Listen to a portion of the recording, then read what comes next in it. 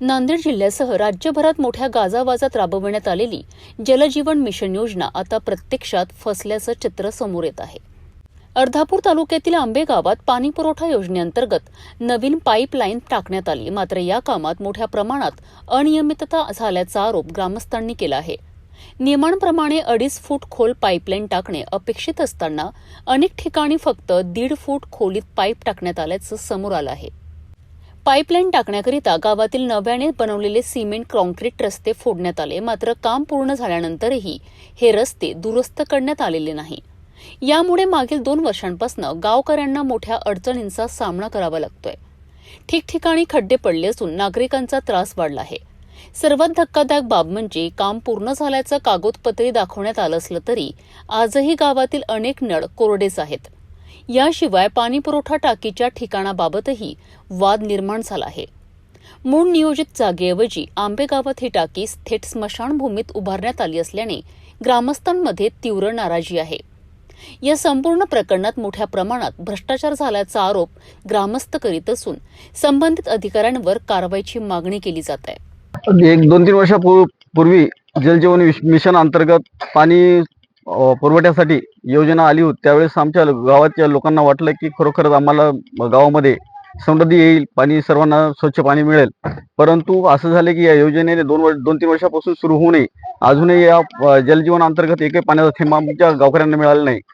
उलट या पाईपलाईनमुळे रस्त्यामध्ये खड्डे झाले। पूर्वीचे सीसी रोड जे होते ते फोडून टाकलेले आहेत, ते व्यवस्थित केले नाहीत आणि या पाईपलाईन करण्याच्या नादामध्ये आमच्या जुन्या पाईपलाईन सुद्धा जागोजागी फुटलेल्या लिकेज आहेत। त्यामुळे नालीचं पाणी त्याच्यामध्ये जाऊन गावकऱ्यांना दुर्गंधी पाणी प्यायला मिळत आहे।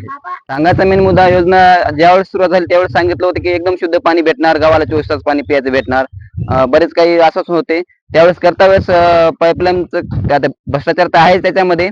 34 लाखाचं वरचं काय एस्टिमेट आहे असं ऐकलंय आपण, डिटेल मी जात नाही। पण जे काम करता वेळेस जे गावात पाईपलाईन केल्यात ते पाईपलाईन करताना कमीत कमी 3 फुटाच्या पाईपलाईनचं हे असते गव्हर्नमेंटच्या याच्यानुसार, पण मुळात हे 1.5 ते 2 फुटावर पाईपलाईन टाकल्यात त्याच्यामध्ये ते गोटे विटे ते तसेच टाकून दिलेत।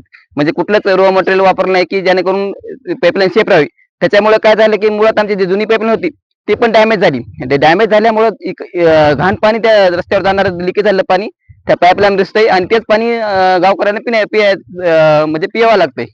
आणि खड्डे झाले तर शाळेच्या वाटेनं बघा, गावातलं पूर्ण रस्त्यानं त्यांनी खोदकाम करून पाईपलाईन केली आहे।